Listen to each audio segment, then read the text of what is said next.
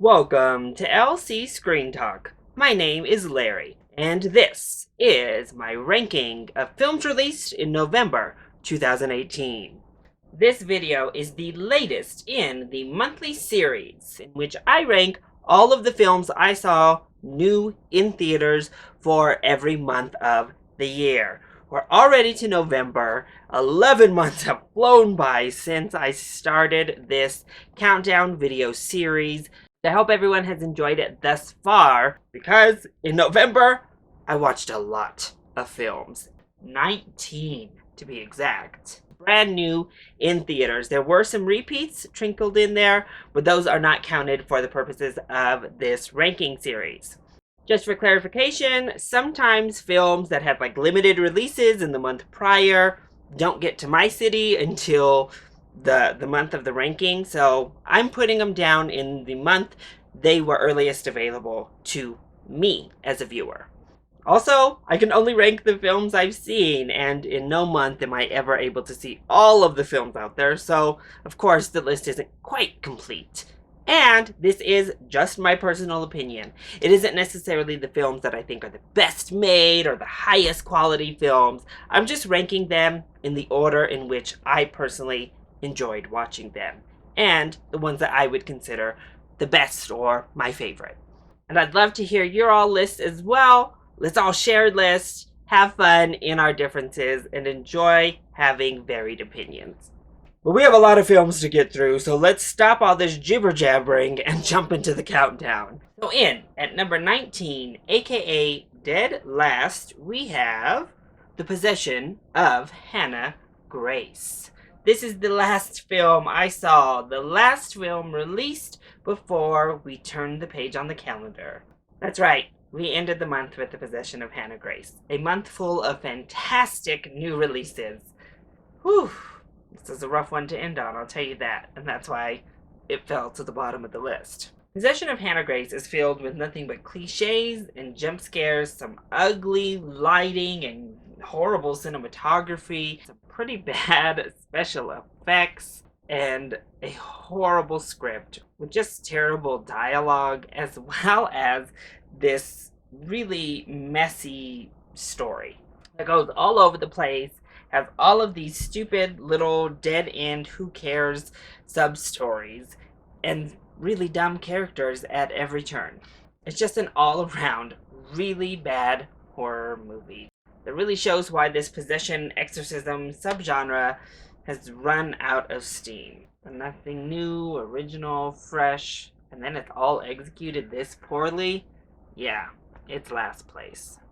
At number 18, I have Nobody's Fool. It saddens me a little bit because I'm somewhat of a Tyler Perry apologist, if you will. He gets more maligned than I would ever do, certainly, and I love the character of Medea. Plus, I really love Tiffany Haddish. I'm really rooting for her to succeed, to overcome all of the naysayers, because there are a lot, and make this career happen, become a big star like I think she should be. But this just wasn't it for either one. Tyler Perry filming sex scenes was cringe. Like, serious cringe. Throwing in all this cursing just to curse was cringe coming from Tyler Perry. Plus, the script in general was just a disaster. It went from raunchy comedy to sappy, typical Tyler Perry movie with all of these outdated and kind of harmful moral messages. Tiffany Haddish was turned up to 100 and was doing too much for a good portion of the film. Not quite unwatchable, but oof, it wasn't good. And that's why I have Nobody's Fool at number 18. At number 17, I have Robin Hood. Taron Egerton would make a great Robin Hood if only he were given a script to work with and a proper film to be part of. Unfortunately, that was not the case with this Robin Hood. Egerton still does what he can. He's perfectly fine in the role in the film. But oh my gosh, is this thing just a misguided mess? The script is absolute garbage. This is a terrible script. The action is shot so incoherently and messy you can't tell anything of what's going on. They change the story, but not really in ways that enhance anything. And then you have Jamie Foxx and Ben Mendelsohn. Whew, I know what Ben Mendelsohn's doing because it's kind of what he does. But Jamie Foxx, oh my gosh, that was just terrible. Questionably racial undertones are present, and it's just boring, honestly. That's why Robin Hood is this low. If I had had some fun with the film, it could have made its way up, but really, I was bored and waiting for it to end. At number 16, I have The Nutcracker and the Four Realms. Another very boring film. However, this one has the leg up of being a beautiful film, an absolute marvel to watch on the big screen. Production design was fantastic, costume design was absolutely gorgeous, the ballet sequences were artfully and beautifully done, but everything else was terrible. And even some of the visuals, actually. Some of the effects, not so great. This was a recycled mashup between Alice in Wonderland and Through the Looking Glass, which, whew, I really don't think we needed or wanted that. And honestly, it took like the worst aspects of both of them and smashed them together. And it's fitting that this is a Christmas movie because it is the Christmas ornament of films. It's pretty, it's nice to look at, beautiful, sparkly on the outside, but completely hollow and lifeless on the inside. Pretty much sums this one up in a nutshell. At number 15, I have The Girl in the Spider's Web. Pretty similar, actually, to The Nutcracker. This movie looks gorgeous. I think the cinematography is absolutely stunning. The set pieces are gorgeous to look at. But my goodness, this film was incredibly dull to watch and sit through. Claire Foy does as best as she can with the material she's given, but it's not all that much material to work with in the first place. The story is just such an all-over-the-place mess. And as I said, it's not interesting. You get bored. You're like, okay, when are we going to wrap this thing up? It's over 2 hours long and I'm ready to leave. At number 14, I have The Grinch. So right here, starting with The Grinch, we move into films that aren't really that good, but I had some fun with them some way, somehow. With The Grinch, I loved Max. I thought he was absolutely adorable, just so cute, such a wonderful little character. Plus, I loved the beginning. I loved when the Grinch was just mean to the Who's in Whoville. I loved that choir chasing him through the streets of Whoville. That whole sequence was pretty much gold for me. I thought it was the best moment of this film. However, it's just another version of this story that we've heard over and over and has been adapted plenty of times, and for my money, it's the worst adaptation we've received to film thus far. The film doesn't understand the message behind the Grinch and what the Grinch stands for. Instead, we're obsessed with sending Cindy Lou Who on very anti-message missions with her little friends, as well-intentioned as they may be. Her little side missions and little plot is pretty antithetical to what we're doing here.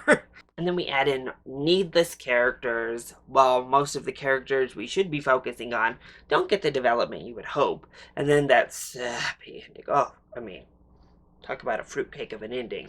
That's it right there. At number 13, I have Fantastic Beasts, The Crimes of Grindelwald.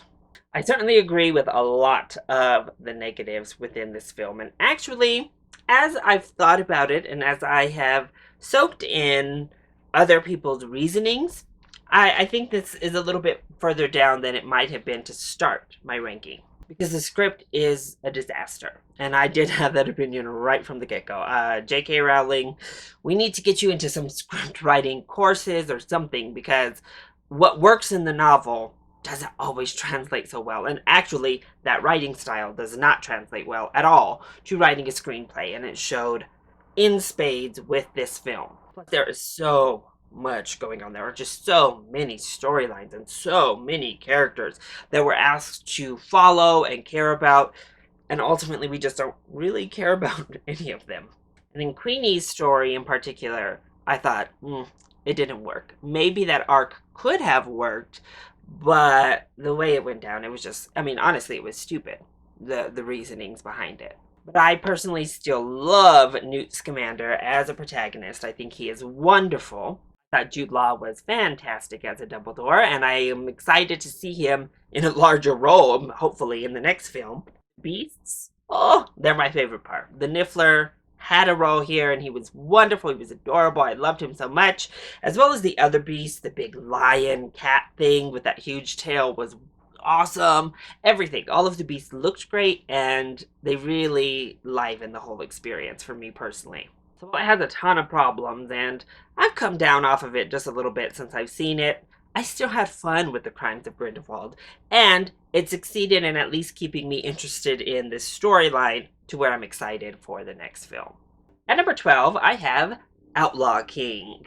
This Chris Pine-led film that went to Netflix is one that I caught a little bit after its release. I didn't rush out and get on my Netflix account and watch it when it first came out. But I had heard mixed reactions, which definitely intrigued my interest. Now, of course, there was all that hoopla about Chris Pine and his full frontal nude scene.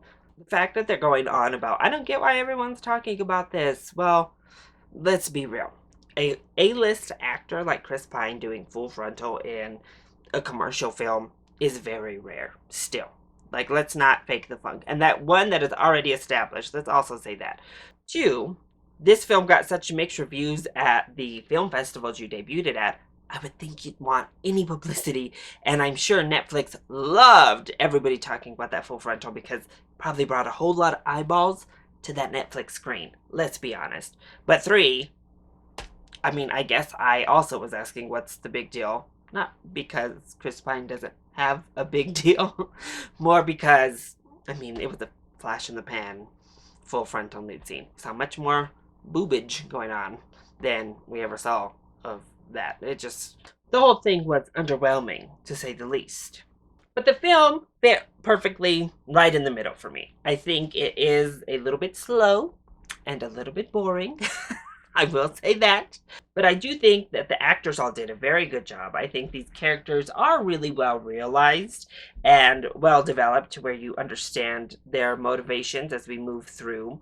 It is very brutal, very downtrodden for the majority of this film, and you're asked to sit through a lot of brutality throughout the entire film. Brutality to your own side.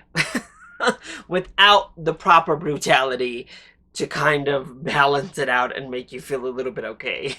But Aaron Taylor Johnson is fantastic. Chris Pine is wonderful. Everybody in the film is really good. So it's a solid period piece, and that's about it. At number 11, I have Bohemian Rhapsody. There are aspects of this film that I absolutely love. Mainly the musical sequences. Those are where this film shines brightest. They perfectly recaptured these musical performances, these concerts, the stage presence, the atmosphere of seeing Queen live. And this works best as a Queen concert for 2018, if we're being honest. In particular, of course, that Live Aid performance at the end. They don't cut it down, they don't really do much to it, and it's just a feat. Just glorious to see it on the big screen. Plus, I do think Rami Malek is very good in this film. I think all of the acting in the film is pretty strong. Outside of Mike Myers, I know some people are loving his little cameo. Me, not so much. But everybody else I thought was fantastic. And you leave feeling kind of pumped up because it's Queen. You basically just attended a mini Queen concert on the stage. It's like, oh, cool. It's fun. It leaves you smiling. Leaves you like bobbing your head. But then you think about the actual film, and it's so safe and so shallow for a band, and in particularly an entertainer in Freddie Mercury, that were anything but that. I also really did not like what Freddie Mercury's sexual orientation was stripped down to and how simplified it was made. And honestly, I thought a certain line in the film was pretty disrespectful to him and his sexual identity. And I didn't really learn much. So it looks pretty enough, it's fun enough through most of the film, but it's just so standard and so paint by the numbers for a biopic on a subject matter that really did not warrant that. It only lands at number 11. At number 10, I have Pokemon the movie, The Power of Us. This was a Fathom event limited release, only 4 days in the theaters, But as the big Pokemon fan that I am, of course, I had to rush out and go see it.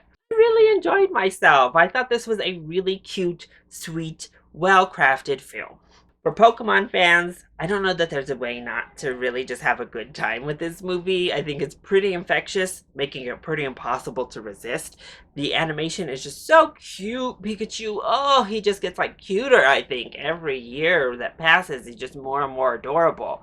The conservation, environmental, animal rights type of message is handled so well, and I think actually handled with more nuance and an even hand than most other mediums. Very fair, it's very two-sided, and I thought it was done really, really well, but also in that pushing the theme of working together, coming together to accomplish goals to save the day as all of us can. I really liked the mythology. I thought that was fun. We had some funny characters and some funny moments in here. The animation itself was definitely a step down from Pokemon the movie I Choose You, which was stunning. It's definitely cheesy. There is no getting around how cheesy this film gets. But it's still a good time, and it gave me everything I needed from it as a fan of the Pokemon franchise. So, number 10 it is. At number 9, I have The Frontrunner. A film that I wanted to be just a bit better than it actually was. The true story about Gary Hart's presidential campaign, starring Hugh Jackman and Vera Farmiga. Hugh Jackman is great in this film. Vera Farmiga is fine. She's just very much sidelined in this film. The story, obviously, is very interesting. It's a fascinating story that did, in fact, change so much about our political landscape. And it becomes really, really eye-opening and relevant when juxtaposed with the current political landscape that we see today. It was very factual. It was very, very faithful to what actually took place. However, it just kind of lacked anything beyond telling the story. There wasn't much underneath to really hit the home run that you're looking for in the messaging.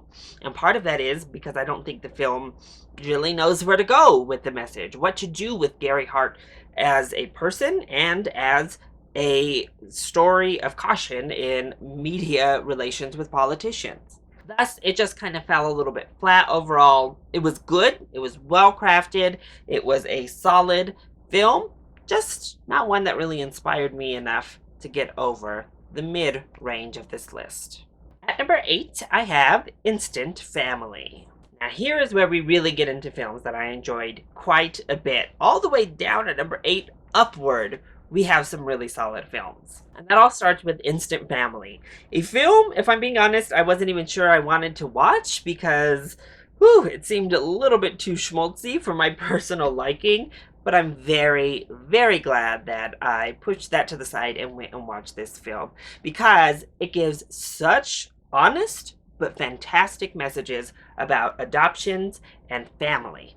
And what really sells this film in general is that it's just genuine and it's heartfelt. You can feel its heart beating throughout the film. Mark Wahlberg and Rose Byrne have fantastic chemistry. I thought they played off of each other so well, and they played off of these kids so amazingly well. And the kids are such good actors in this film. Margot Martindale is so good. I loved her grandma character, and I love when she gets to reveal what was going on down below a little bit, but she was so good. That heart really overcomes some kind of comical moments that come up, some like questionable discussions or like comedy jokes that are tried to play off. But in the end, you're just left feeling like heartwarmed and sad, actually, all in one. But again, a film that is able to balance heart with reality of a pretty deep and hard subject is a successful film in my book. At number 7, I have Overlord. Now, this was a big shock for me. I saw those trailers and I was like, oh, okay. I mean, again, I love me some good horror, so I guess I'll check it out. But what the heck is this Nazi zombie mess? It was pretty awesome.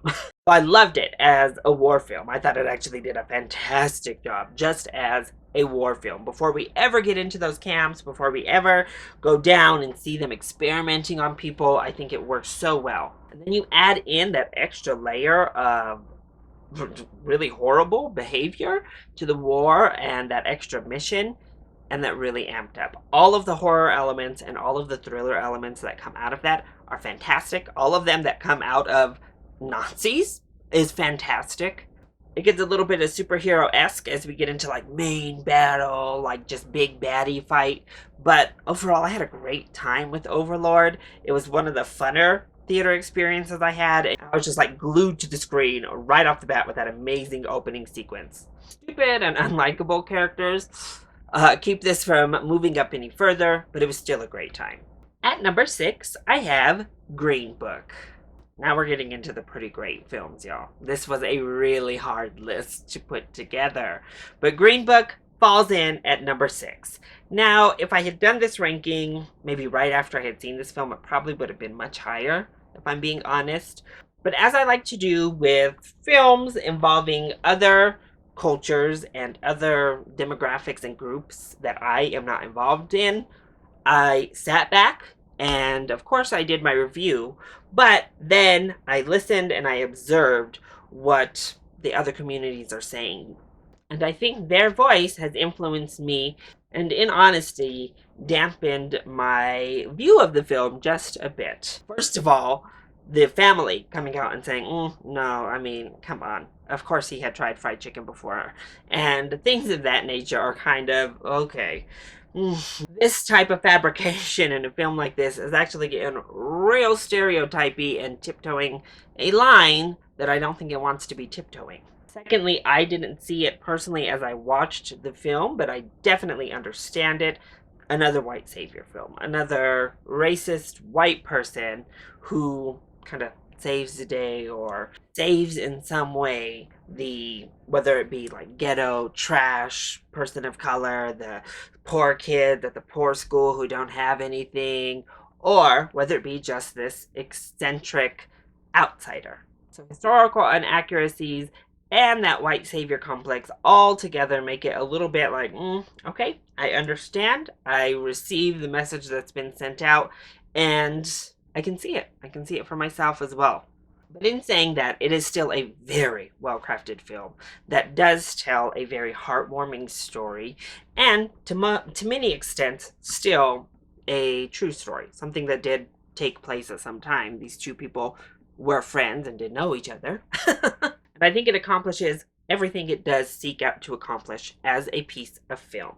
It's heartwarming. It tells stories of a racially divided America in a palatable way for wide-stream audiences.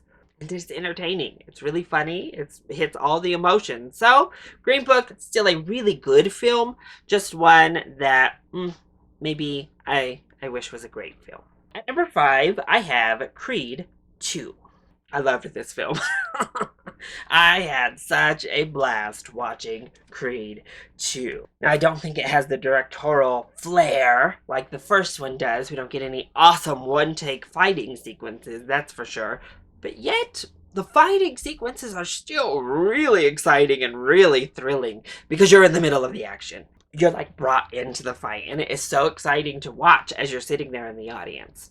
This is definitely the best I've ever seen a Rocky villain portrayed. The Dragos in this film, I wanted to know more about their story. I was wanting to go with them because they brought out in such limited screen time so much power and emotion through that story that I thought it was fantastic. Plus, our actors are all fantastic.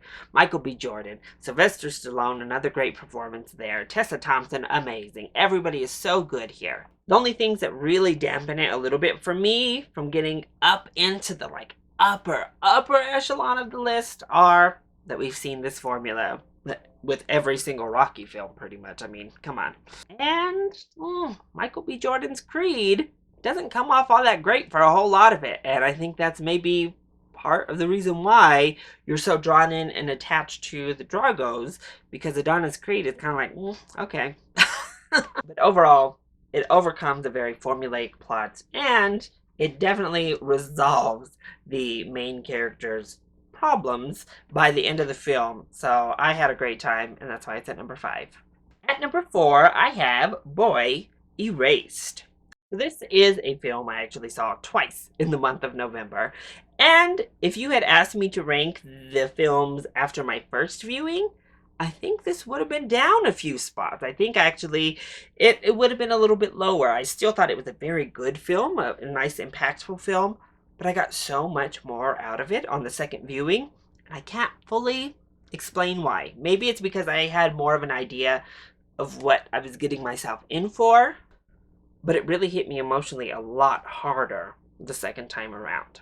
The performances are stellar. Nicole Kidman is so good in this film. I absolutely loved her performance here, and I'm so glad she is taking up those award nominations. Lucas Hedges also should be in the conversation because he is so fantastic, as is Russell Crowe, giving one of the best performances I have seen him give in a very long time. And that's what this film does so well, is create these characters in which you can understand without outright villainizing. It's a film that maybe helps people on the fringes that are not already solidly in like pro LGBT camp, anti-conversion therapy camp, come in a bit.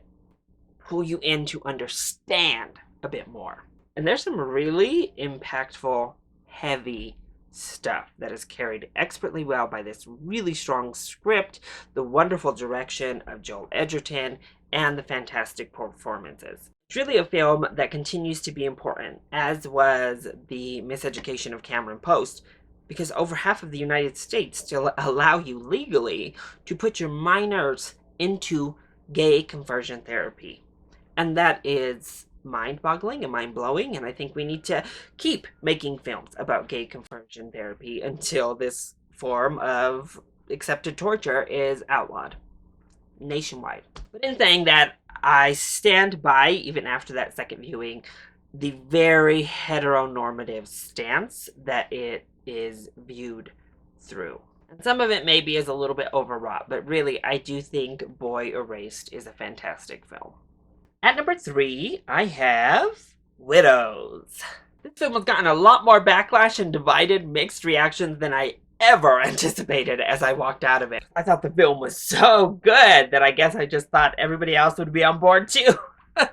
But Steve McQueen is a master director in my book. I've loved literally every single film that he has directed that I've seen thus far, and I'm pretty sure that's all of his major motion pictures. He's yet to miss, and I think he goes so under the radar, so unappreciated for the art that he's able to bring, and I think it was on full display here because he tackled a more mainstream heist type of film, but was able to bring so much sophistication to it. Of course, with the help of an exceptionally talented cast, including Viola Davis, who just, give her everything. Give Viola Davis everything, because that's what she deserves. Colin Farrell is so good in this movie. Elizabeth Debicki, oh my gosh, where is the awards campaign for her? Because she was a fantastic, integral part of the film. It brings so much emotion. Robert Duvall in here. Cynthia Erivo is so good. Everybody's just so stellar. Even Michelle Rodriguez, who is not really a great actress, I don't think by anyone's account, was so much better than I've ever seen her. We get these amazing shots, like the scene where we're on a car ride through the city from a rally to somebody's home, and it's so good. I guess I just appreciated the story that we received, these characters that we received, this amazing script and beautiful dialogue and interactions that we received in this film, that I got lost in all of that rather than thinking, oh, I'm waiting for this way action crazy heist. I think the heist perfectly suited what was happening. There's a ton of planning. It felt completely real and believable to me. It wasn't just oh, we're gonna bump someone, grab the keys and go in. No. And I loved it. I just loved Widows. So, number 3 it is for me. At number 2, our runner-up position, we have Ralph Breaks the Internet. I loved it. What can I say? I loved this movie. I'm actually excited and like ready to go back out and see it again. I just really think it's such a fantastic animated film in general, sequel. It has such a sophisticated, wonderful message about friendship that I thought was so advanced and sophisticated for a family film. We don't even see a lot of these heavy friendship messages in films aimed at adults. Nevertheless, this animated film about video game characters going into the internet. But Ralph and Vanellope are both so wonderful and wonderfully likable. Their friendship is so important to you as an audience member. You completely are invested in what happens to them. That's the through line. That's the line that keeps everything together here in this movie. And the singular vision, honestly, when you strip away all of the fancy bells and whistles, it's this really well-developed, really meaningful friendship and the message at the end that glues all of the fun together into one cohesive line. But all of that fun is really fun. Loved the Disney princesses. They appear more than we saw in the trailer, and they are absolutely wonderful. This is the perfect way to be self-aware and to have fun with your own characters and your own properties without maligning them, without just like outright attacking them like Disney seems to do in their live action remake campaigns. This is how you do it properly. I loved this original song that's in this film that one of our characters sings. So funny. I loved it. Ralph is so wonderful. There are scenes in here that are hilarious that have you in like stitches. It is so self-aware. The way it realized the internet is amazing. From the little like avatar people walking around to how they relate into like the real world people. Oh, it's all just so good. I have almost nothing bad about Ralph Breaks the Internet. I thought it was so fantastic. So at number 1, we have Can You Ever Forgive Me? Now this is a film that I think is virtually perfectly executed and made. First of all, our 2 lead performances deserve every single award nomination that I've seen them receive so far, and I really hope that they are in serious contention when it comes to winning, because both of them are so good. Melissa McCarthy gives her best dramatic turn to date and possibly her best performance to date, because she is really funny in this film without landing like zinger jokes. She just is funny, but she's also heartbreaking. She brings so much life and realism to this character that easily could have been a caricature, especially with the wig and the wardrobe, but never do you not see a real human in McCarthy's depiction. It's fantastic. As is Richard E. Grant. He is so good in this movie. Hilarious, heartbreaking, layered, full of depth. It's just, both of them are wonderful, and their interactions together are amazing. But also, their interactions with other people are amazing, whether it's their agent or the lady at the bookstore who you have a little bit of a thing going on, and that date is so good. Oh, it's so good. The writing across the board is just so stellar and fantastic, whether it be the letters that are being replicated or just the dialogue, the script, the way things unfold. Every single character feels real. Every scenario feels real. It all feels rich. You go through the gambit of emotions, of having fun with prank calls, to complete devastation when something important is lost to one of our main characters, anxiety because of the whole situation and the establishment between you and the characters that the film has created. This is the ultimate like anti-hero of film, and it's done better than I've ever seen an anti-hero done before. I think this movie is really fantastic, and as I said, I don't think there are outright negatives with this film. It is so good, and it's definitely my favorite from November 2018. So that's it. That is my ranking for the films I saw in November 2018. What did you think of those films I just ranked? And how do you feel about how I ranked them? More importantly, what does your ranking look like for the films you saw in November for 2018? Let me know either in the comment section down below, or you can hit me up on Twitter. And if you did like this video, make sure that you hit that like button and subscribe to the channel so you are always up to date on our latest videos. I love you all so much for your continued support. Mwah! Thank you for watching, and I'll see you next time. Bye!